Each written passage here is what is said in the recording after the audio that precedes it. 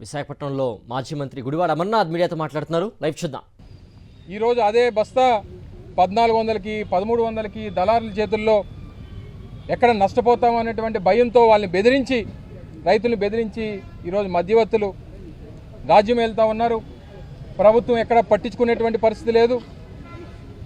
ఒక చరిత్రగా రైతులకి తీసుకొచ్చినటువంటి ఆ రోజు జగన్మోహన్ రెడ్డి గారు రైతు భరోసా కేంద్రాలు ఈరోజు నిర్వీర్యం చేసి 2019 ముందుకు ఏ రకమైనటువంటి పరిస్థితులు రైతులు ధాన్యానికి సంబంధించి లేదా ఎరువులకు సంబంధించి సొసైటీల ముందు ఏ రకంగా లైన్లో నిలబడి లాఠీ ఛార్జీలు చేయించుకొని ఇబ్బందులు పడేటువంటి పరిస్థితుల దగ్గర నుంచి వారి గ్రామానికే రైతు భరోసా కేంద్రాలను తీసుకొని వెళ్ళేటువంటి గొప్ప బృహత్తరమైనటువంటి కార్యక్రమం ఆ రోజు వైఎస్ఆర్ కాంగ్రెస్ పార్టీ చేసింది. అందుకే రైతు భరోసా కేంద్రాలను కూడా పునరుద్ధరించాలి, వాటిని మళ్ళీ అమల్లోకి తీసుకొని రావాలి, రైతులకి చేరువ చేయాలి, రైతులు నష్టపోవడానికి వీల్లేదు. వీటన్నిటికన్నా మించి మేము గతంలో వైఎస్ఆర్ రైతు భరోసా కార్యక్రమం కింద 13,500 రూపాయలు సంవత్సరానికి ప్రతి రైతుకి పెట్టుబడి సాయం కింద అందించేవాళ్ళం. మీ ప్రభుత్వం రాకముందు ఏం మాటిచ్చారు? ఎన్నికల్లో రైతులకు ఏం చెప్పారు? మేము అధికారంలోకి వస్తే 13,500 కాదు, సంవత్సరానికి 20,000 ఇస్తామన్నారు. రైతు భరోసా కార్యక్రమం కాదు, మా పేరు అన్నదాత సుఖీభవ అని చెప్పి పెడతామని చెప్పానన్నారు. సూపర్ 6లో ఇదొక హామీ అన్నారు. రాష్ట్రంలో ఉన్నటువంటి దాదాపు 50 లక్షల పైచిలకు రైతు కుటుంబాలకి న్యాయం చేస్తామని చెప్పారు. అయితే 50 లక్షల కుటుంబాలకి 20,000 రూపాయలు చొప్పున పెట్టుబడి సాయం అందించాలంటే 10,000 కోట్ల రూపాయలు ఏదైతే బడ్జెట్లో పొందుపరచాల్సి వస్తే మొన్న పెట్టినటువంటి బడ్జెట్లో కనీసం రూపాయి కూడా బడ్జెట్లో పెట్టేటువంటి పరిస్థితి లేదు. ఖరీఫ్ పోయింది, రబీ వచ్చింది, ఇప్పటికీ కూడా రైతుకి ఆ రైతు భరోసా కార్యక్రమం ఎక్కడ 20,000 రూపాయలు ప్రభుత్వం ఎప్పుడు ఇస్తుందా అని చెప్పి ఈరోజు ఎదురు చూస్తున్నటువంటి పరిస్థితులు.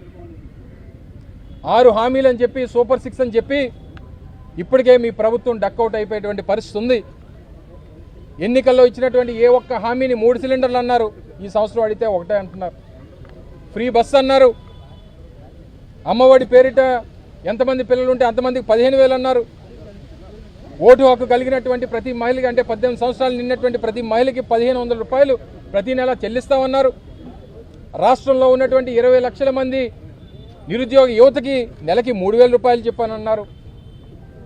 ఇన్ని చెప్పి ఏ ఒక్క హామీని నిలబెట్టుకోకుండా 6 నెలలు పూర్తయిపోయి ఈరోజు రైతులు నష్టపోతూ ఉన్నారు, యువత నష్టపోతూ ఉంది, మహిళలు నష్టపోతూ ఉన్నారు.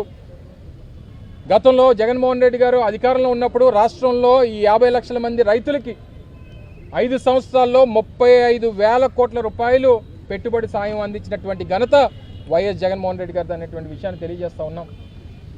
ఇన్ని కార్యక్రమాలు చేస్తే ఈరోజు కనీసం కలెక్టర్లకు రిప్రజెంటేషన్ ఇస్తామని చెప్పి దాదాపు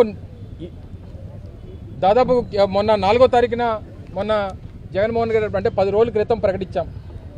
కలెక్టర్ గారికి ముందుగానే ఇంటిమేట్ చేశాం, ఇలాగా 13వ తారీఖున వస్తాం, 11 గంటలకి మీతో మాట్లాడతాం, మీకు రిప్రజెంటేషన్ మీ ద్వారా ప్రభుత్వానికి అందిస్తామంటే ప్రభుత్వం ఎంత భయపడతా ఉంది అనేటువంటి దానికి ఉదాహరణ నిన్నటితో కలెక్టర్స్ కాన్ఫరెన్స్ విజయవాడలో అయిపోతే మళ్ళీ ఈరోజు ఏదో స్వచ్ఛాంధ్ర కార్పొరేషన్ అని చెప్పి స్వచ్ఛాంధ్ర సమావేశం ఉందని చెప్పి 26 మంది జిల్లా కలెక్టర్లని విజయవాడలోనే నిలుపుదల చేశాడు ముఖ్యమంత్రి గారు.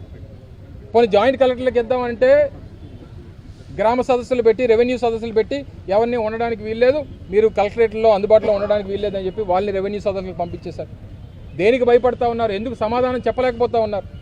మీరు చేసిందల్లా 6 నెలల్లో ఏంటి అంటే రెడ్ బుక్ రాజ్యాంగాన్ని మీరు అమలు చేయడం తప్పితే కక్షలు, మీరు చేస్తున్నటువంటి విధ్వంసం, మీరు చేస్తున్నటువంటి దౌర్జన్యాలు, దోపిడీలు, హత్యలు, మహిళల మీద జరుగుతున్నటువంటి అఘాయిత్యాలు చెప్తే మీరు 6 నెలల్లో మీరు సాధించింది ఏంటి అనేటువంటి దానికి సమాధానం చెప్పాలి. ఈరోజు కేవలం మేము ముందుగానే చెప్పాను, నిరసన తెలియజేస్తాం, శాంతియుతంగా వెళ్ళి మేము రిప్రజెంటేషన్ ఇస్తాం. ప్రధానమైనటువంటి మాజీ శాసనసభ్యులు, గౌరవ శాసనమండలి సభ్యులు, అధికార ఏదైతే ఉన్నటువంటి మా ఇంపార్టెంట్ లీడర్స్ ఎవరైతే ఉన్నారో మేము మాత్రమే వస్తాం. మేము లోపలికి నిరసన కార్యక్రమం బయట తెలియజేసినప్పటికీ లోపలికి మేము ఇంపార్టెంట్ వాళ్ళు వస్తాం, రిప్రజెంటేషన్ ఇస్తామని చెప్పానంటే మమ్మల్ని కూడా లోపలికి రానివ్వకుండా ఏ రకంగా ఇబ్బంది పెట్టి ఒక మాజీ శాసనసభ్యుని లోపల రావకుండా గేట్లతో అడ్డగించి ఇది పరిస్థితి. రెడ్ బుక్ రాజ్యాంగం అంటే ఏంటి, రెడ్ బుక్ రాజ్యాంగం అంటే ఏంటి అని అడుగుతూ ఉన్నారు కదా. ఈరోజు మా గాజువాక మాజీ శాసనసభ్యులు చింతలపూడి వెంకటరామయ్య గారు ఈ నిరసన కార్యక్రమంలో గాయపడి ఈ ప్రభుత్వం చేస్తున్నటువంటి వారి రెడ్ బుక్ రాజ్యాంగానికి ఇది ఒక నిదర్శనం.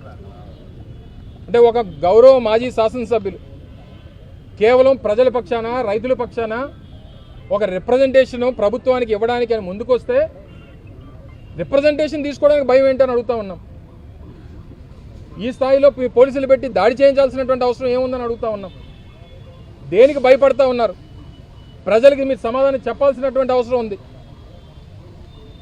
మీరు చేసినటువంటి పాపాలు ఒకటి అన్నీ కూడా సరే, ఎన్నికలు 5 సంవత్సరాలకు ఒకసారి వస్తాయి, 6 నెలలు అయ్యింది, ఇంకా 4.5 సంవత్సరాలు ఉంది, మీరేం మమ్మల్ని చేయలేరని చెప్పని అనుకోవచ్చు. ఏది ఏమైనప్పటికీ మీరు చేసినటువంటి పాపాలు అన్నీ కూడా ఒకదాని తర్వాత ఒకటి అన్ని పైలప్ అవుతాయి. రేపు రానటువంటి కాలంలో ప్రజల పక్షాన మరింత బలంగా వైఎస్ఆర్ కాంగ్రెస్ పార్టీ పోరాటం చేస్తుంది. రేపు 27వ తారీఖున కూడా రాష్ట్రంలో పెరిగిపోతుంది. మీరు అందరూ చూస్తుంటారు. అందులో ఇప్పుడు మనం పెట్టుకున్నటువంటి ఇష్యూ కేవలం రైతులకు సంబంధించిందే. కానీ రేపు 27వ తారీఖున ఈపీడీసీఎల్ సీఎండీ కార్యాలయం దగ్గర కూడా ఒక నిరసన కార్యక్రమం, ఒక రిప్రజెంటేషన్ ప్రభుత్వానికి అందించేటువంటి కార్యక్రమం ఉంది.